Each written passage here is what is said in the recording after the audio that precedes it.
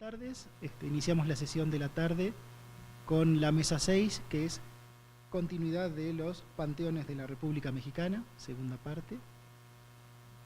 El primer trabajo que tendremos hoy a la tarde es de Casandra Ruiz Gómez, ¿sí?, maestra en arquitectura, y se titula La arquitectura funeraria de la comunidad oriental en la región de Soconusco. Y la temática del trabajo trata sobre las características arquitectónicas presentes de la inmigración, que se pueden encontrar de la inmigración chino-japonesa de fines del siglo XIX, principios del siglo XX. Los dejo con la autora. Hola, buenas tardes. Gracias por estar aquí. Bueno, voy a comenzar esta ponencia. Titulada La arquitectura funeraria de la comunidad oriental en la región del Soconusco. Los movimientos migratorios provenientes de China y Japón que se dieron hacia la región del Soconusco en el siglo XIX, trajeron como consecuencia la fusión, asimilación y adaptaciones de tradiciones, incluida obviamente lo que es la funeraria. La importancia e influencia que han tenido estas comunidades en la zona es el punto de partida para comenzar la difusión y estudio de sus tradiciones, rito y arquitectura funeraria. La influencia que han tenido estas comunidades, un poco más la comunidad china dentro de la región del Soconusco, es muy importante. Entonces de aquí viene esta cuestión de empezar a retomar y empezar a generar un estudio y documentación de lo que son estos movimientos y estas influencias que se han dado. Y bueno, algunas de las interrogantes que surgieron cuando se empezó a plantear este tema fueron por ejemplo, ¿cuál ha sido el legado de las comunidades orientales a los ritos funerarios de la región del Soconusco?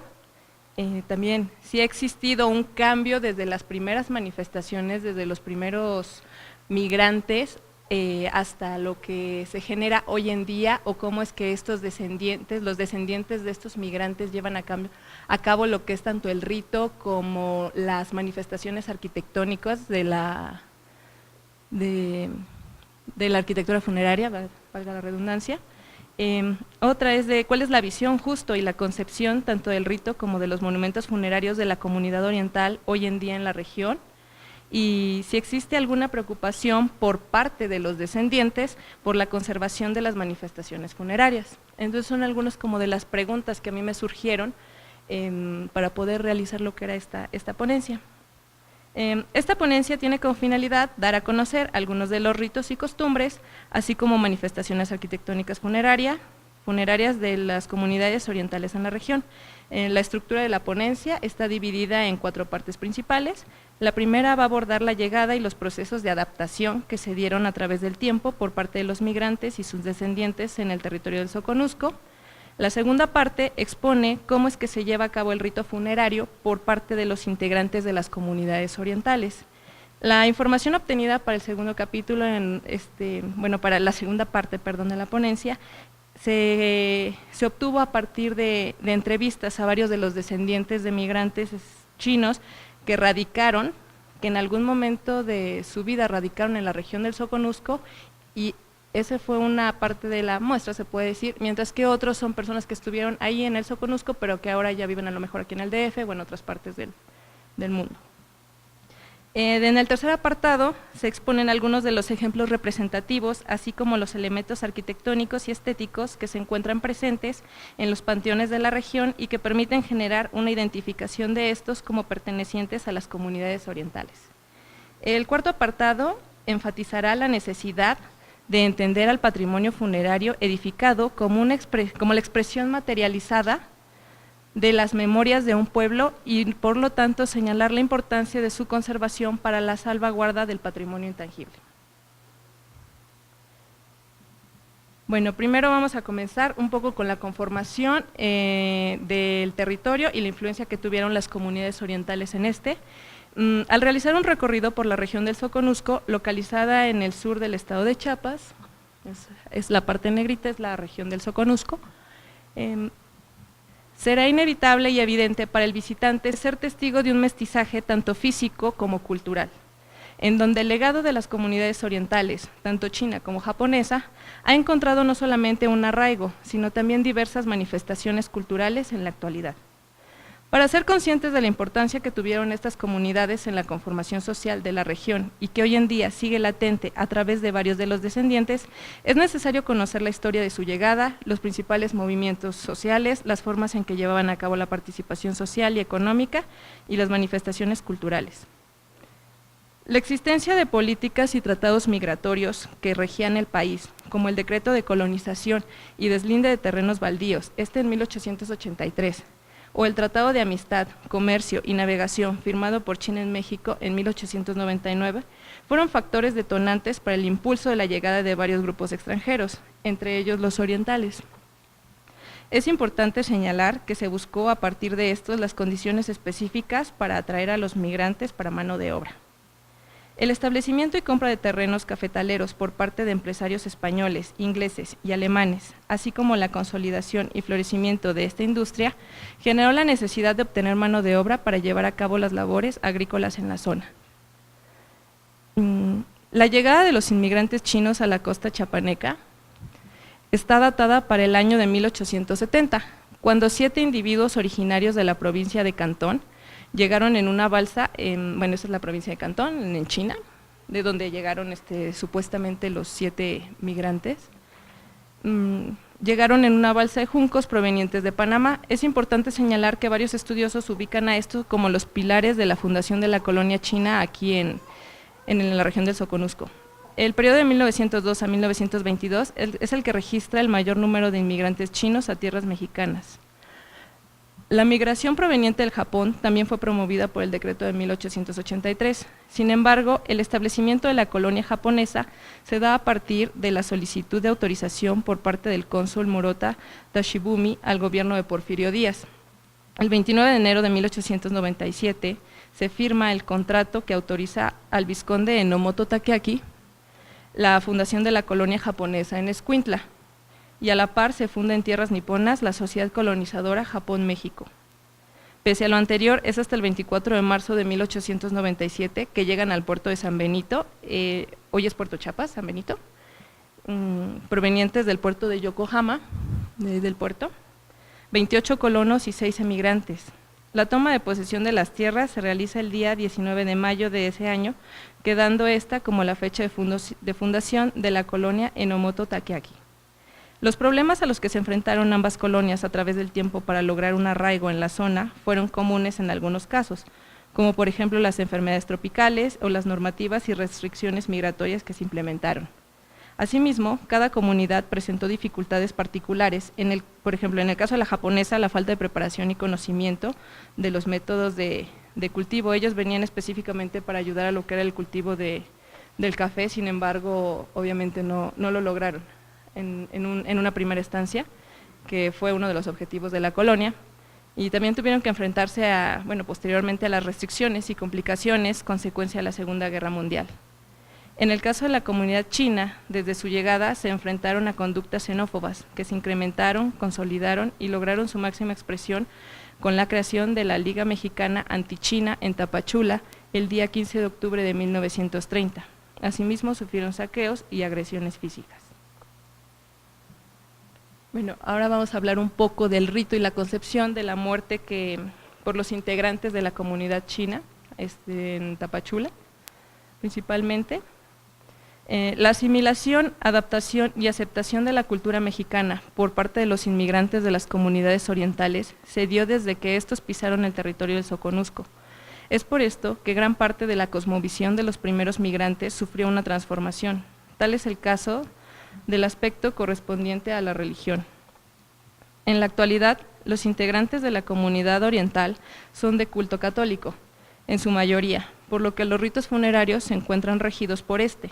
Sin embargo, existen algunas costumbres que hacen reminiscencia al origen chino o japonés. Es importante señalar que no se puede realizar una generalización de estas costumbres, ya que si bien en algunos casos coinciden los ritos entre los integrantes, también es cierto que otras son solamente a nivel familiar. Los integrantes de la comunidad china hoy en día hacen alusión a su ascendencia y al porcentaje de sangre oriental que posee, por lo que se pueden escuchar los términos de 100% a aquellos que nacieron en China y cuyos padres son de origen chino. También está otra clasificación que ellos es los criollos, que son quienes nacieron en territorio mexicano, descendientes de chinos, de los dos padres chinos, de dos chinos 100%, pero nacidos aquí, son los criollos, se consideran ellos como criollos, y los mestizos, que son aquellos nacidos en territorio mexicano con padre o madre china.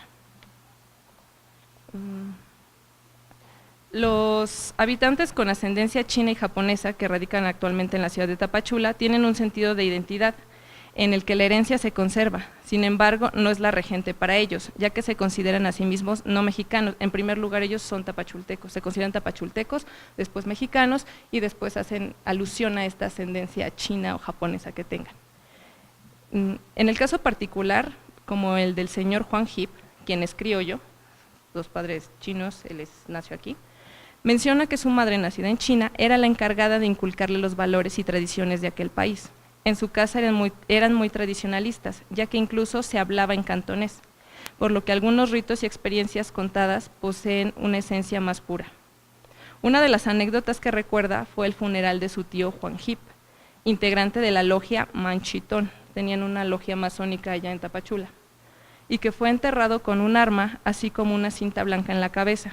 En el funeral del padre del señor Juan se realizó una pequeña pira que se colocó a la entrada de la casa y que debía ser saltada por todos los que ingresaran a ella. Esto, comenta él, que posiblemente con una intención de purificación. Asimismo, recuerda que su madre le confeccionó una túnica y le colocó una cinta en la cabeza, ambas de color blanco, el cual es el color de luto en China. Otro aspecto relevante a comentar es que tanto a su padre como a su madre, al momento de ser enterrados, se les colocó una moneda de oro, o a la que él llama como Kam Ching, debajo de la lengua, aclarando que esto es solamente una costumbre que él tiene dentro de su familia, entonces no se aplica a los demás. El rito funerario de los integrantes de la comunidad china en el Soconusco se lleva a la usanza tradicional del lugar. Por ejemplo, para el caso de Tapachula, se comenta que al momento de fallecer el familiar, se realizan todos los trámites y ritos propios de cualquier difunto, como la velación, la misa y los novenarios, que son acompañados con el pan de la Sorosco, tradicional y famoso en la ciudad. En entrevista con el señor Guillermo Chong, comenta que el funeral de su padre se llevó conforme a la tradición tapachulteca. Sin embargo, algunos de sus familiares con orígenes chinos hicieron la sugerencia de la quema de cohetes y petardos el día del entierro, por lo cual el funeral es recordado en la ciudad por esta peculiaridad. Uno de los ritos que se puede considerar común entre los entrevistados y que tiene un fuerte arraigo y peso tradicional de la costumbre funeraria china y que incluso se realiza todavía allá mismo en China, es el que se realiza el día siguiente del entierro y que consiste en llevar una caja de cartón o una casa hecha con este material, dentro del cual se colocan papeles, algunos con imágenes de lo que le gustaba al difunto, que representan los elementos que lo acompañarán en su viaje. Asimismo, este rito se ve acompañado por la quema de inciensos, con los cuales se permitirá la apertura de los caminos y se realizan 3 reverencias. El Día de Muertos en la región del Soconusco, muchos de los integrantes de la comunidad oriental realizan la visita al panteón. Sin embargo, la tradición del señor Hip es a la usanza china. Ellos van a visitar las tumbas, sin embargo, el último día del año lunar que les marca el calendario chino. Entonces, ese es más que todo en cuanto al Día de Muertos, no festeja como el Día de Muertos tradicional de aquí el 2, sino él se basa en el calendario lunar que utilizan en el año chino, en donde se hace una ofrenda a los que ya se fueron con la quema de inciensos, papeles o yuanes viejos dentro de la caja. Luego, para hablar ya un poco de las expresiones arquitectónicas funerarias, las expresiones arquitectónicas correspondientes al rito funerario de la comunidad oriental son, en su mayoría, a la usanza de la región del Soconusco. Sin embargo, existen algunas que presentan peculiaridades como formas, inscripciones o colores que hacen alusión a la ascendencia oriental del difunto. En los diferentes panteones de la región se encontraron tumbas que a simple vista permiten la identificación de la comunidad correspondiente. Es importante mencionar que no siempre los descendientes, sobre todo en las generaciones actuales, tienen la preocupación o consideran la importancia de elementos que recuerden su origen.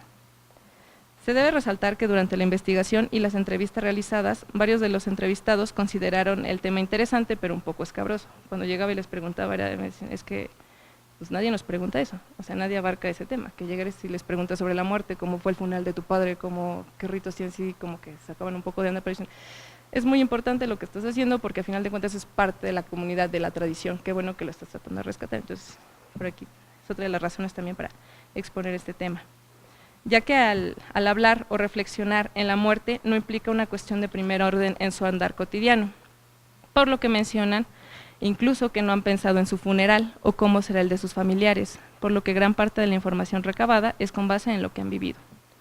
El diseño y la forma de las tumbas es elegido por las familias, los familiares del difunto.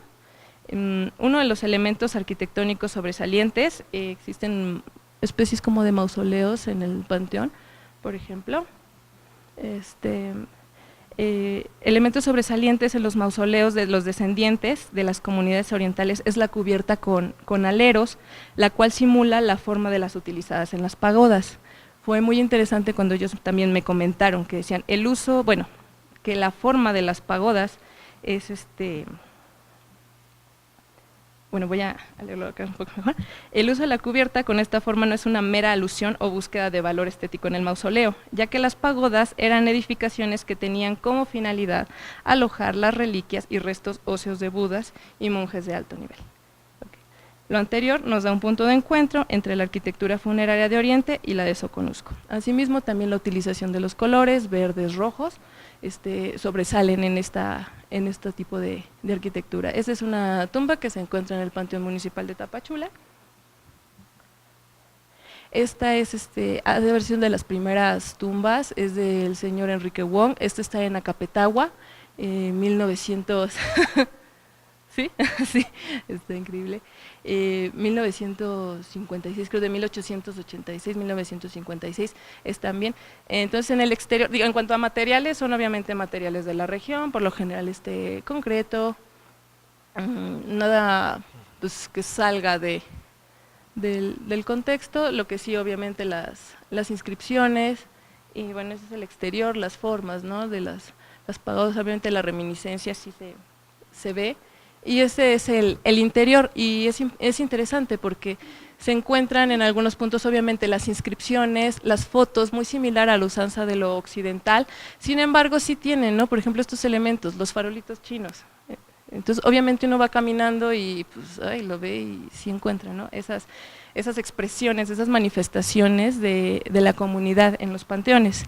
Esas son como las más representativas, bueno, que les traje aquí un poco en cuanto a las formas. Sin embargo también existen otras, por ejemplo, este es en Huixtla, la tumba de Jesús Lai, Rosa Lom de Lai, Eloísa Lom, y que a lo mejor no tiene tanto como la manifestación, ¿no?, de la gran pagoda, los colores y esto, sin embargo es otra de las expresiones del interior también, o sea, recubrimientos, el uso de las cruces, toda esta cuestión.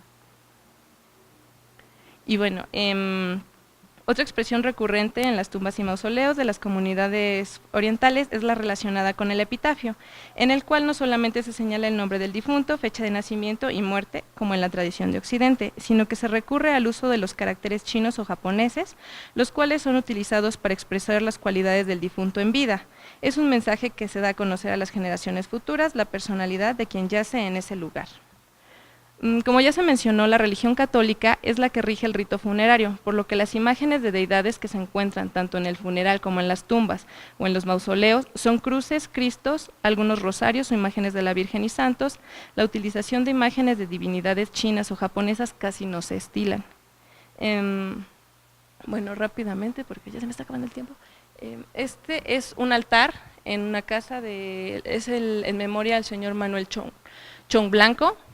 A pesar de que dicen que no tienen esta alusión a las deidades y a las divinidades, el altar obviamente tienen letras, o sea, frases que recuerdan al difunto. Lo que me comentaban siempre, que estaban estos dos leones, que son como cuidadores. Uno es el padre, que va a tener una especie como de mundo, que dice que es el que cuida al mundo, y otro que va a tener un pequeño leoncito en el pie, es la madre, que es el que lo está cuidando.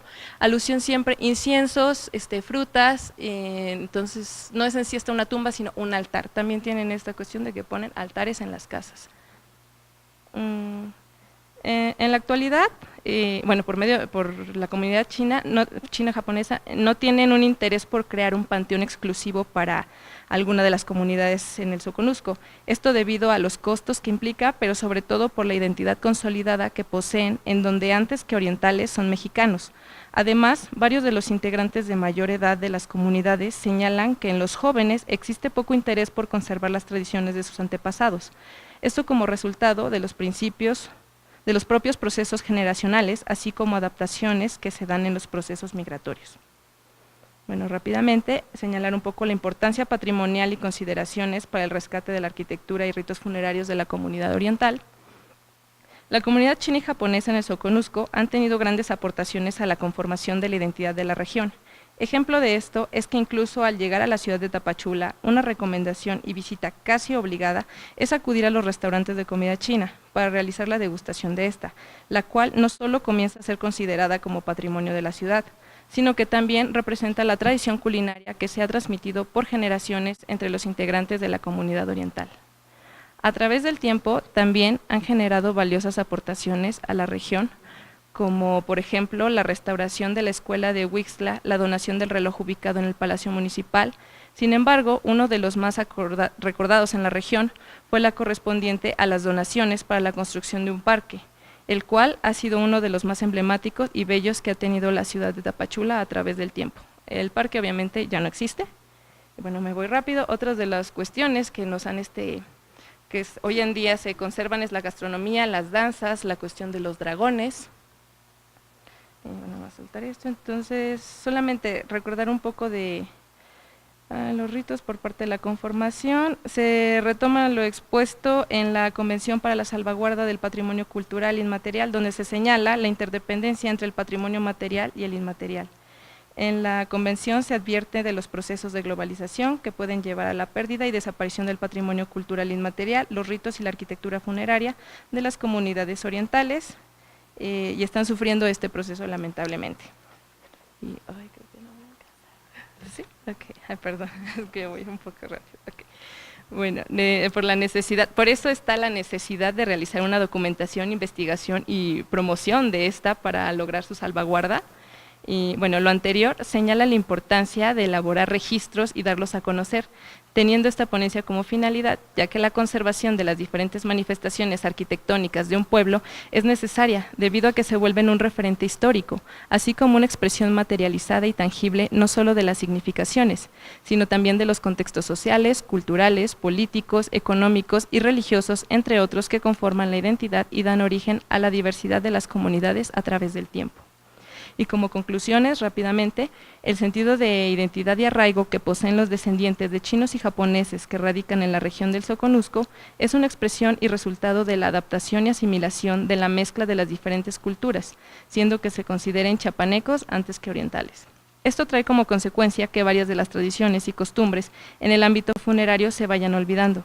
Asimismo, la falta de conocimiento o bien de interés tanto por preservarlas en cuanto a transmisión y aprendizaje ha generado que pocos integrantes hoy en día busquen un reconocimiento de estas. Pese a lo anterior, las comunidades orientales aún presentan y tienen interés en dar a conocer, compartir y generar la participación de los ciudadanos en sus tradiciones. Sin embargo, es necesario buscar un punto de unión y fomentar el vínculo entre las comunidades de los diversos municipios. El patrimonio edificado, que es un legado de estas comunidades y que se ve reflejado en las tumbas y mausoleos, son una muestra importante del patrimonio intangible, que aún se conserva, y por lo tanto es necesario que generemos una recuperación del patrimonio material, ya que a través de este viven y se cuentan historias, así como posee información importante para la investigación.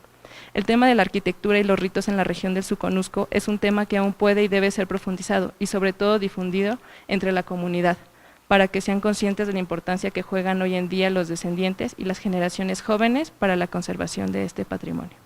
Y por mi parte sería todo. Gracias.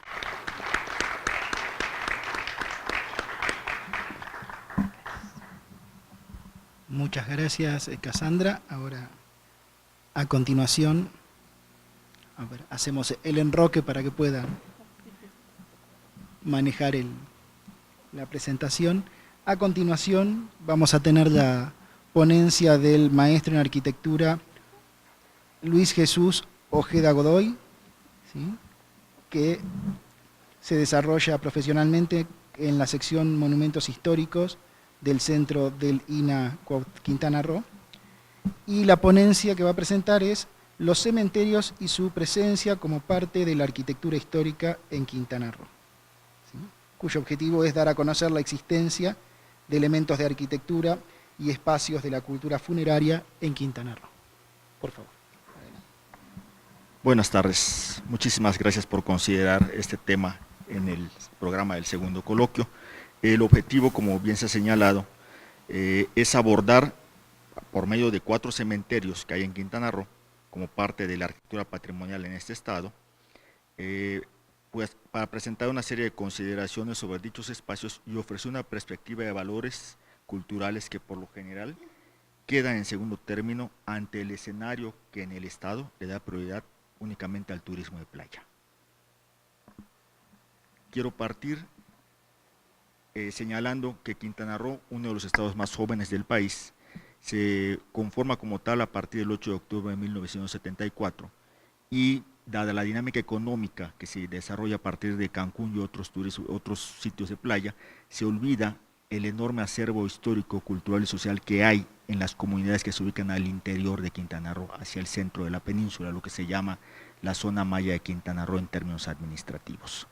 Los españoles nunca lograron consolidar la administración colonial en el territorio de la península hacia el oriente, y en ese territorio que en este mapa aparece punteado, se conformó una franja en donde los mayas permanecieron de manera libre, sin incorporarse plenamente a la administración española en lo que se conoció como el Gran Despoblado. Y la única vinculación era a partir del intercambio económico con las comunidades de Yucatán, establecidas en el límite de lo que hoy es Yucatán.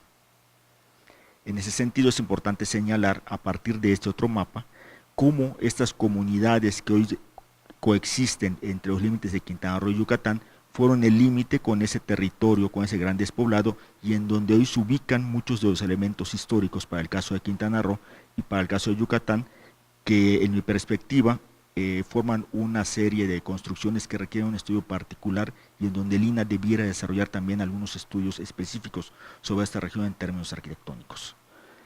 Las consideraciones que se dan en ese trabajo, debo aclarar, son a partir de la experiencia de vinculación personal a partir de 2011 y hasta 2016 como responsable del área de monumentos históricos en el estado de Quintana Roo y de la relación directa con muchas de las comunidades, de ahí las 4 que se van a presentar en este momento. Algunas anotaciones con respecto a la conformación del estado de Quintana Roo, primero el territorio de Quintana Roo, después el estado de Quintana Roo. Quiero que para ustedes en la Ciudad de México, un tema que poco se conoce en el centro del país es la guerra de castas de Yucatán, a partir de la cual se conforma sobre ese gran despoblado el territorio de los mayas rebeldes, y posteriormente cuando el gobierno federal arremete en el sentido militar y se reincorpora a Yucatán, derivado de esta crisis económica a raíz de la guerra de castas, se incorpora a Yucatán y el gobierno federal interviene con tropas, se conforma el territorio de Quintana Roo en lo que era este gran despoblado, y que había sido a su vez el territorio que los mayas rebeldes habían mantenido libres de la administración yucateca y del gobierno federal, que aparece ahí también punteado. Y hago esta referencia en cuanto a ubicación geográfica, porque es aquí en donde se remite el fundamento de la arquitectura histórica y los elementos patrimoniales de Quintana Roo. No están en Cancún ni están en Playa del Carmen, a pesar de la difusión turistera que esto puede generar. Para quienes estamos en el INA, sabemos que en Quintana Roo hay 145 monumentos históricos, quizá lo más breve en extensión numérica en un estado, 86 en la zona maya, 56 en el municipio de Felipe Carrillo Puerto, que es la antigua Chan Santa Cruz, la antigua capital de los mayas rebeldes, y 33 en la ciudad de Teosuco, en donde por cierto hay una propuesta de declaratoria de zona de monumentos históricos. En este contexto de monumentos históricos y de arquitectura patrimonial, estos son los grandes grupos que de manera personal me he permitido apuntar para aproximarnos un poco al estudio de la arquitectura histórica en Quintana Roo: las construcciones religiosas, las construcciones civiles, las construcciones militares, los cementerios, que es de lo que vamos a hablar en este momento, y las construcciones para el uso y aprovechamiento del agua. Esto es lo que tenemos en materia de patrimonio arquitectónico en Quintana Roo, y siempre pasa desapercibido, y me permito presentarlo en todos los foros donde hay alguna posibilidad de participación.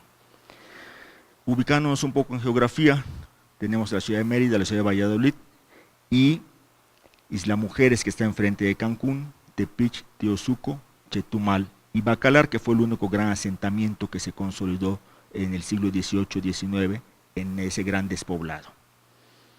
Así, en esta ubicación de referencia pasamos a algunas descripciones y anotaciones más que un estudio a profundidad de cada uno de estos 4 sitios con cementerios que tienen diferentes características. Los 4 respondieron a diferente origen, a diferentes procesos sociales y económicos y por lo tanto tienen diferente solución arquitectónica en cuanto a su espacio.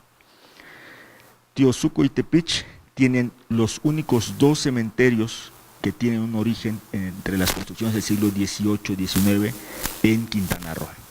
Me atrevería a señalar que hay uno que no hemos podido identificar plenamente en su extensión, que es en la comunidad de Zacalaca, donde también hicimos trabajo de restauración en una iglesia, donde a mi juicio hay un tercer cementerio que no me atrevo a asegurar que fue como tal, pero se conserva evidencia de ello. Estos 2 cementerios corresponden a las políticas previas, son anteriores a las políticas que se dan a partir de la Real Cédula que señala que habría que desarrollar los cementerios por parte de la corona española y los asentamientos urbanos fuera de los centros de población. En el caso de Teosuco, tenemos un cementerio anexo al enorme conjunto religioso del Niño Jesús. Este inmueble fue intervenido por el INAH durante 2 años seguidos y se logró intervenir de manera parcial. Ahí vemos las superficies pintadas en amarillo, nos refieren a lo que se logró intervenir, y al momento de llegar al sitio, estas fotos son posteriores a los trabajos. Este cementerio se encontraba prácticamente en el abandono, servía pues como sitio para pastar animales por parte del párroco del templo, y no había acceso al mismo, a pesar de que en el interior de la iglesia y en la fotografía que se ubica a la derecha, se puede observar cómo hay una serie de piedras perfectamente ordenadas y que ya están registradas y catalogadas por el INAH, que corresponden a lo que fue la fachada de este templo destruido durante la Guerra de Castas. Entonces, este es la construcción más representativa y emblemática en materia de cementerios.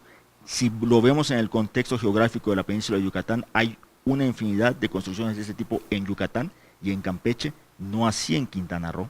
Este es el más importante, en donde se conserva el osario, se conserva la capilla que servía para usos fúnebres y en donde la gente que repobló el lugar tiene referencia de dónde comenzaron ellos a usar inicialmente ese cementerio en la década de los 40 para sus difuntos. Posteriormente se hace un cementerio nuevo. Otro caso, que es el segundo de este tipo, es en la comunidad de Tepic, que tiene su origen este templo en una capilla de indios, y estas fotos corresponden también a los trabajos que se hicieron, ya después de los trabajos de restauración que se hicieron en el 2014. El interior de este cementerio estaba lleno de maleza y de basura, y al estar destruida de manera parcial la barda perimetral en colindancia con algunos predios, los vecinos lo usaban para criar cerdos, para tener gallinas, para tener animales, y a raíz de los trabajos que desarrolla el instituto dentro del programa de empleo temporal, se logra hacer la limpieza del sitio, recuperar la evidencia de algunas tumbas. Ya no está en uso el cementerio, pero hay algunas tumbas allá que son de los 50, 60, las últimas, son como si acaso 10 tumbas, y logramos redescubrir para la gente este espacio. Incluso al concluir los trabajos nos pedía a la comunidad que se dejara como un parque, algo que obviamente no podíamos plantear, ¿no?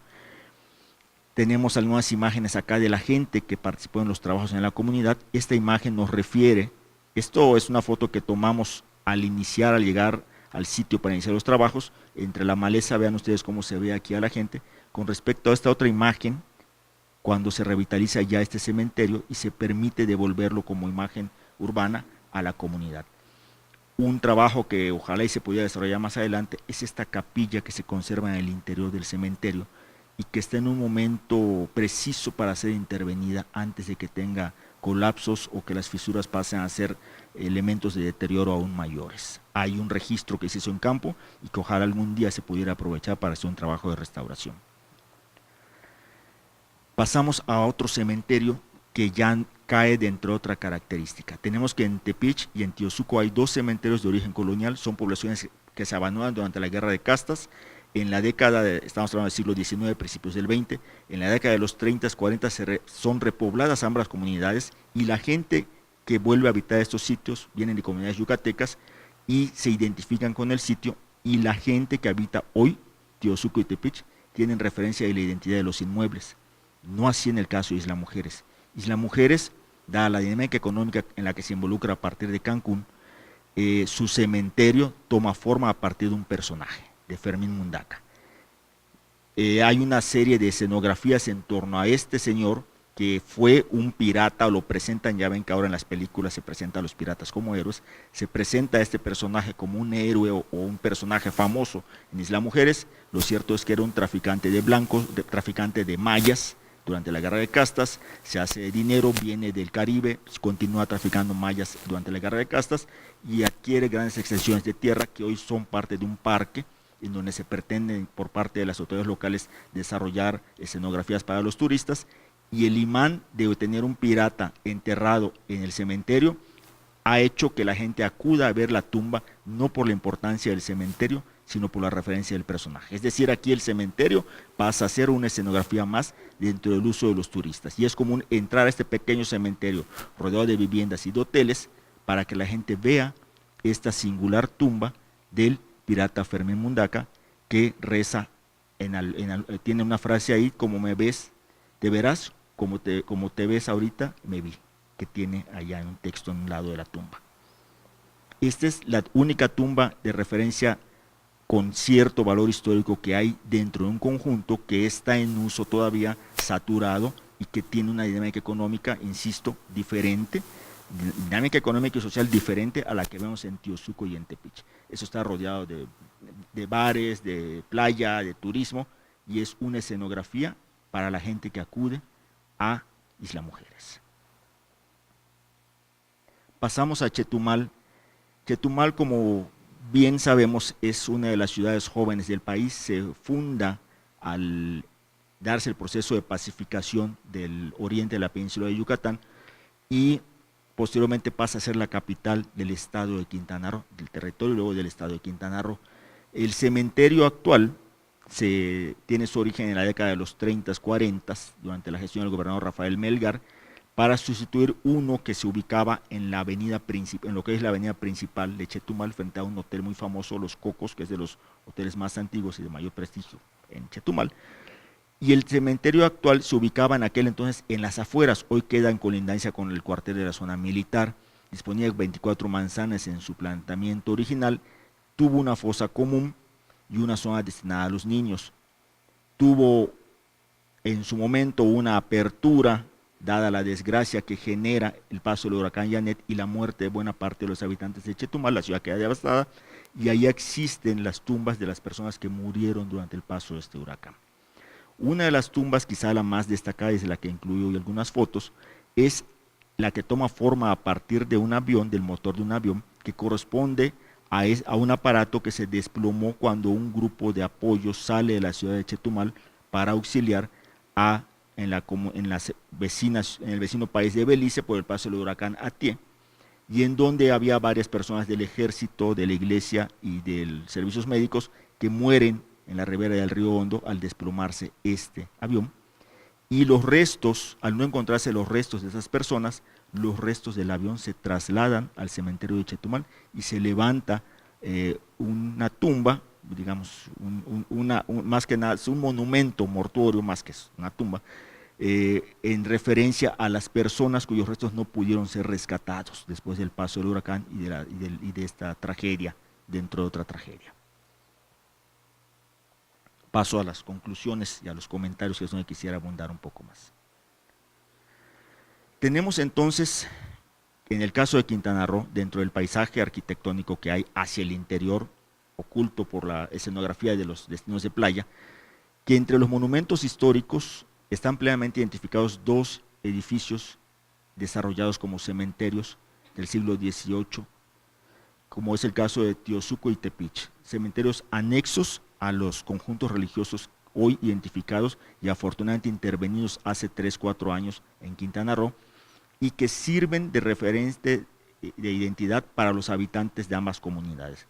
En Teosuco y en Tepic la gente tiene apego y tiene referencia a lo que significan esas edificaciones, algo que no vemos quizá en zonas urbanas en el caso de Mérida, en el caso de Valladolid, cercanas en Yucatán, en el caso de Campeche, donde la dinámica económica va por encima de los valores que en esas otras comunidades de la zona maya de Quintana Roo sí se tiene para el significado de algunos inmuebles. Insisto, que son, por ejemplo, estos dos cementerios.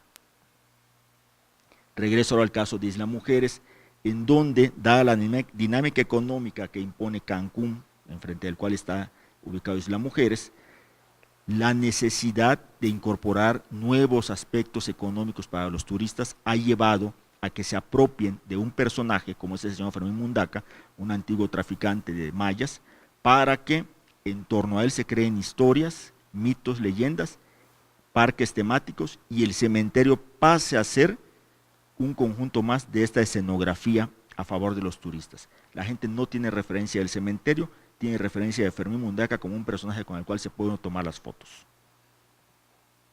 Y por último el caso de Chetumal. Chetumal conserva en su cementerio una serie de tipologías, una serie de elementos desarrollados en el siglo XX. Se pueden identificar tumbas de personas vinculadas a la colonia británica, a la colonia beliceña, de los migrantes árabes libaneses que vinieron a principios del 20 a esta ciudad y que formaron parte de la actividad económica que caracterizó a Chetumal en este momento. No tiene quizá la relevancia en cuanto a elementos arquitectónicos e iconográficos que se pueden ver en cementerios como el de la ciudad de Mérida y el de la ciudad de San Francisco de Campeche, dado el origen y el desarrollo de estos dos, pero sí tiene una serie de variantes que invitan a que puedan ser estudiados.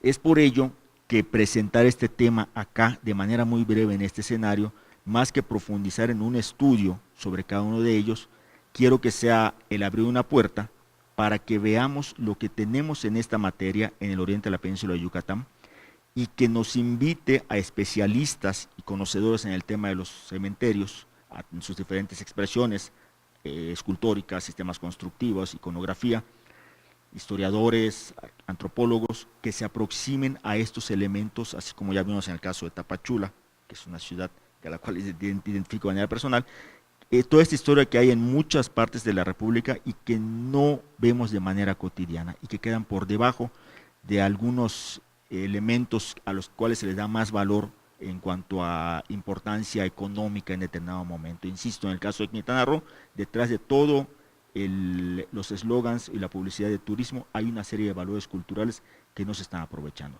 Y de una experiencia personal de vinculación de trabajo desarrollada con estas comunidades, me permití presentar algunas consideraciones en cuanto a 4 cementerios que hay en el estado.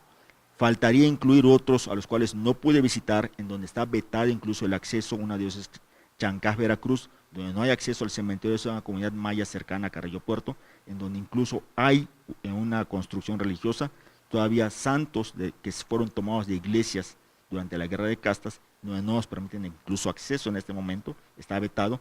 Hubo posibilidad de aproximarnos, viene a la Ciudad de México, ya no se dio esta situación, espero retomarlo, pero hay 5 o 6 comunidades más de Quintana Roo, José María Morelos, por ejemplo, que fueron ciudades o asentamientos chicleros en donde hay toda una serie de elementos que deberíamos de tratar de estudiar para la microhistoria de nuestro país. Por mi parte es todo, cerraríamos esta participación. Gracias.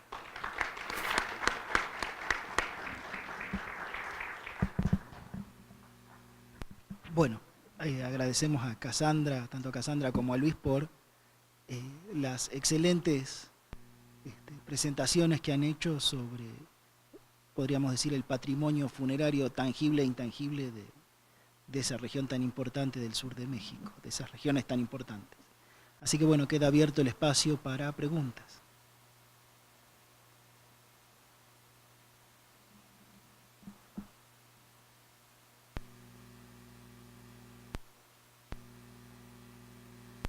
Sí.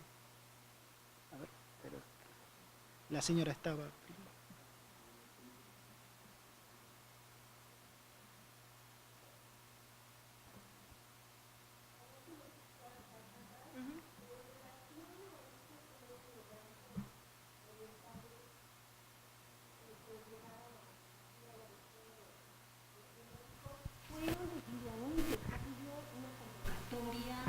¿O por qué llegaron ellos específicamente.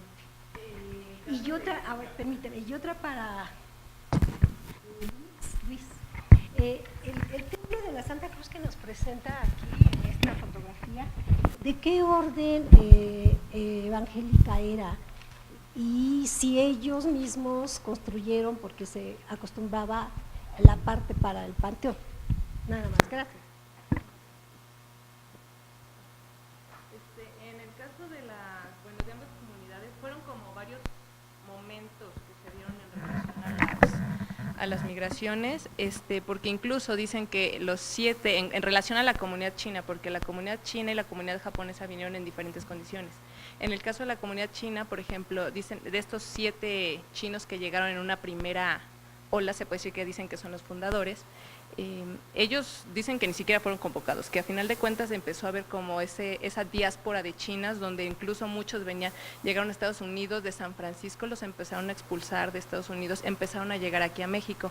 Entonces son como diferentes momentos, en algunos solamente llegaron, en otros se empezaron a generar estas convocatorias donde se necesitaba mano de obra, entonces empezaron a recurrir a estas relaciones México-China, incluso eso también se dio, el establecimiento de la colonia japonesa sí se dio por medio de permisos, ellos sí dijeron, ¿sabes qué? Vamos a venir a establecer estas cuestiones de colonización, porque esa parte del territorio no estaba no había habitantes, entonces necesitaban tener gente que lo hiciera, por eso llegan los japoneses. Entonces son como diferentes olas, diferentes momentos, diferentes cuestiones por las que se empiezan a dar los movimientos. En algunos casos sí convocados, incluso justo porque necesitaban mano de obra para las fincas, pero también estaba limitado el número de migrantes, porque empieza a generar también una cuestión en donde dicen, los mismos chinos empiezan a traer gente, y creo que es lo que sigue pasando hoy en día, siguen trayendo gente y dice, oye, me estás quitando las opciones de trabajo para gente de aquí, del lugar, entonces ya párale. Entonces se empezó a generar eso mismo, ya viene desde siglo XIX, desde que están allá, el mismo movimiento, la misma dinámica, pero sí, a final de cuentas algunos sí fueron migración de que los requerían, otros solamente llegaron porque pudieron, y otros por la cuestión de la mano de obra. Sí. Tratando de ser breve, en el caso de Quintana Roo no hay una presencia de órdenes religiosas como en otras partes de la misma península, que fue el caso de los franciscanos. Estas construcciones son del 18, a finales del 18, cuando ya el clero secular estaba a cargo de los servicios religiosos, y es un esquema que ellos repiten de las construcciones que había en Yucatán, y se da mucho la participación de maestros constructores locales, mestizos y mayas, tanto para la edificación de estos inmuebles como para la cuestión de la escultura. Está muy clara la participación, identificar la participación, por ejemplo, de un maestro cantero, Pascual Estrella, y este mismo esquema de repetir las construcciones a partir de maestros constructores locales se presenta en Carrillo Puerto, la antigua Chan Santa Cruz, que si uno visita el templo de esta ciudad hoy, ese templo fue construido en el siglo XIX con prisioneros de guerra, yucatecos blancos mestizos, tomados prisioneros por los mayas rebeldes, usados como mano de obra semiesclava, y bajo la supervisión de constructores locales, repitiendo el esquema tipológico de las construcciones de Yucatán.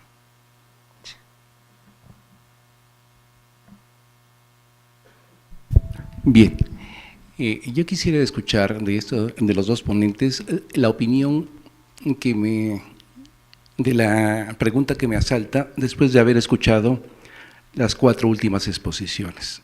Pero antes de hacerla, quisiera yo felicitarlos porque sus presentaciones están muy cimentadas, muy claras y muy adecuadas al tema que nos debería ocupar como parte del Instituto de Antropología e Historia, la preservación de este patrimonio tangible e intangible. Y la pregunta va en este sentido. En el Panteón de San Miguel de Belén, allá en Guadalajara, el Panteón Municipal de Jalapa, ahora tanto en Tapachula como en Quintana Roo, se pone en manifiesto que es muy difícil establecer una línea perfectamente clara entre lo que deberíamos considerar un monumento histórico y un monumento artístico. No solamente por las calidades artísticas o estéticas de los monumentos escultóricos, pictóricos o incluso arquitectónicos, sino también por las consideraciones históricas, ¿sí? Yo creo que para, por ejemplo, el caso de Quintana Roo, incluso de Jalapa o de Tapachula, el siglo XX es importantísimo. Entonces, yo siento, y esa es la pregunta, que a lo mejor deberíamos de empezar a considerar por qué no incorporar el patrimonio del siglo XX bajo la esfera de protección del Instituto Nacional de Antropología e Historia. Porque hasta donde yo sé, el INBA, que por ley está ocupado de eso, no tiene ninguna presencia. Entonces, me gustaría escuchar las consideraciones de ambos con respecto de esta limitación legal.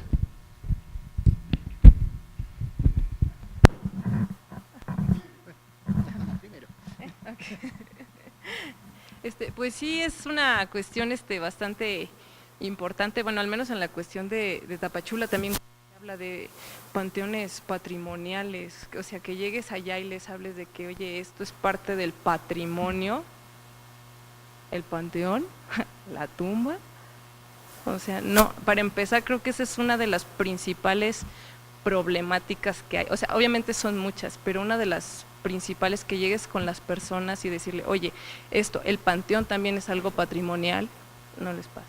En cuestión de de estas cuestiones legales, obviamente sí, para empezar también, empezar a considerar, ¿no?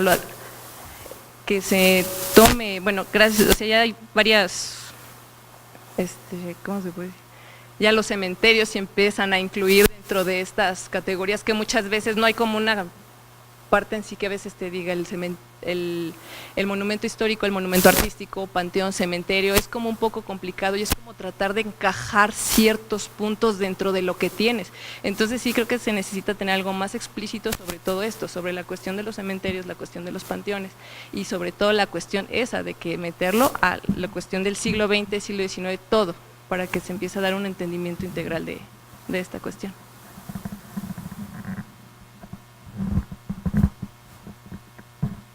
Arquitecto Abundis, creo que abordaste o nos hiciste abordar un tema que está ahorita en agenda tanto para el gremio de arquitectos INA como para las mismas autoridades del Instituto Nacional de Antropología e Historia, que finalmente ambos tenemos que trabajar a favor de esto.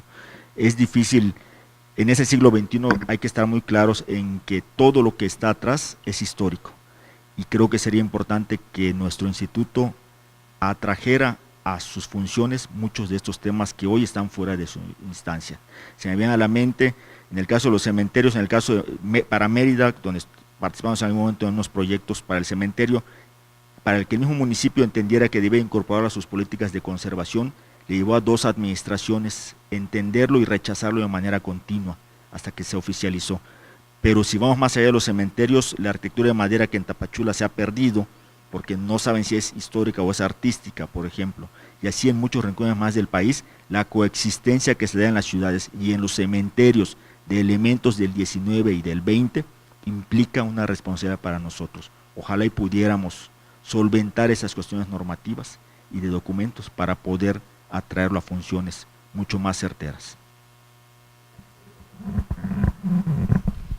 Sí, si me permiten igual, como para acotar a la discusión, digamos, aportar, si bien no conozco la legislación mexicana, pero digamos la discusión de lo que es patrimonial y lo que es importante en los cementerios es una discusión que en gran medida está por darse también, porque, a ver, tampoco hay que confundir historia e interés con cementerio, porque si todo es patrimonio, nada lo es, o si todo es patrimoniable, nada lo es, ¿sí? Pero discutir los criterios, porque tampoco el patrimonio o la decisión en una comunidad, por ejemplo, se puede ceñir a lo que pueda decir una legislación que tal vez no se hizo en la zona ni con los intereses de una región o de una comunidad. Entonces, yo creo que la cuestión de los patrimonios dentro del cementerio, el patrimonio tangible e intangible dentro del cementerio, es una discusión que se está dando y que hay que seguir aportando, pero que tiene que tener también esta perspectiva local y de decisión local también de quienes usan y quienes concibieron y crearon ese cementerio. Sin perder de vista algunas soluciones que se están, aporto por ejemplo, en cementerios de Iberoamérica, como es el San Pedro de Medellín, que siempre está a la vanguardia en algunas de estas cosas, donde en la parte que consideran histórica y patrimoniable han concebido una legislación donde se tiene que conservar las fachadas, pero se pueden remodelar para reutilizar el interior. como ejemplo de conservar cierta parte del patrimonio histórico, si se quiere. Entonces son muchas las opciones, pero yo creo que tienen que ser adecuadas a la comunidad y al lugar y al espectro local, ¿sí?, de cada sitio, de cada cementerio. Por favor.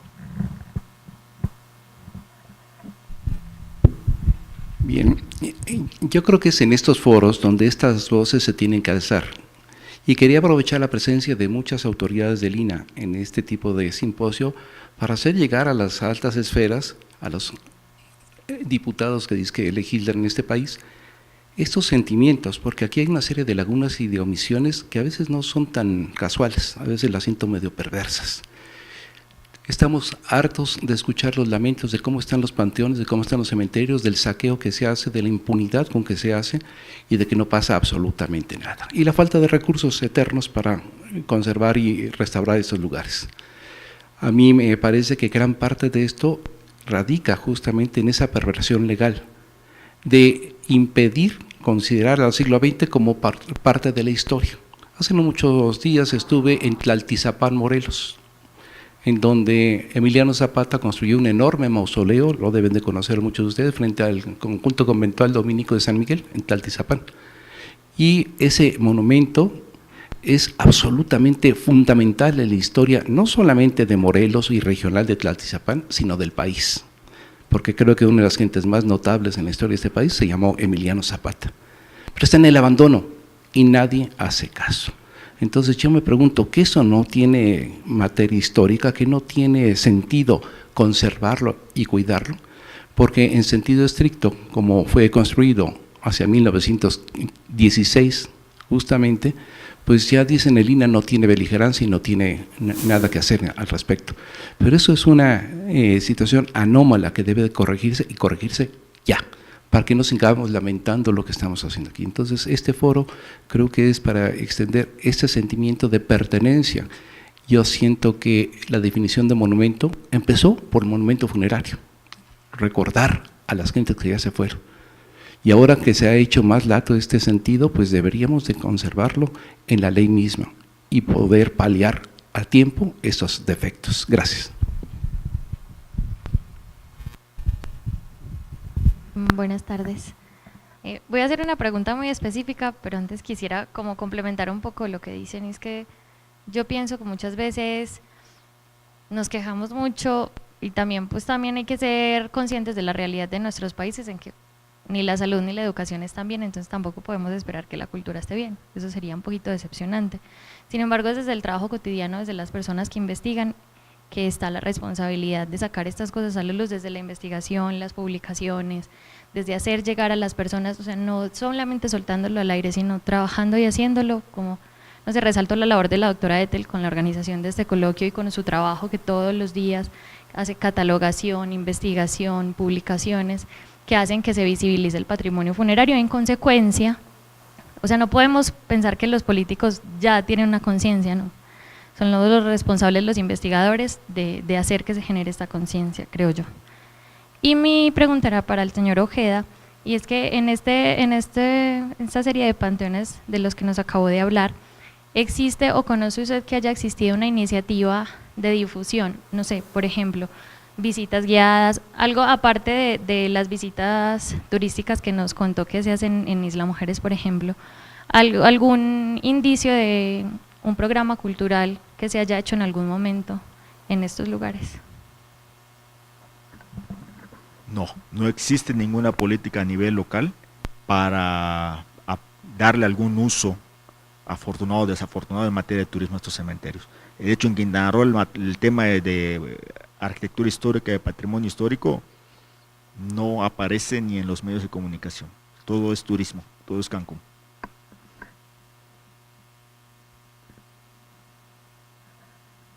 Bien, ¿alguna otra pregunta? Bueno, si no hay más preguntas, entonces damos por finalizada esta mesa y en unos momentos más dará inicio la presentación del libro, la actividad que sigue a continuación. Muchas gracias a todos y voy a hacer entrega de los correspondientes certificados. Bueno, muchas gracias, que tengan todos buenas tardes.